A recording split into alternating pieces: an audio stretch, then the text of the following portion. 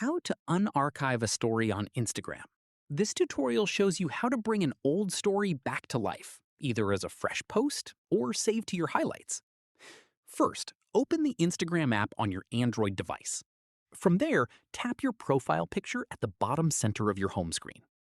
After that, tap the three lines from your profile, then tap Archive. At this point, make sure you're on the Stories tab within your archive. Following this, scroll through and find the story you want to bring back, then tap on it to open it. From here, tap the three dots at the bottom right of the story.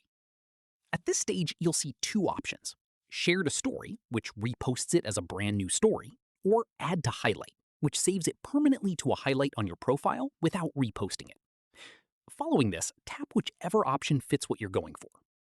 If you choose Share to Story, it'll go live immediately, just like a new story. If you choose Add to Highlight, you can either add it to an existing highlight or create a new one right from that screen. That's how you unarchive a story on Instagram. If this helped, drop a like, subscribe for more Android tutorials, and hit the bell so you don't miss the next one. Catch you then.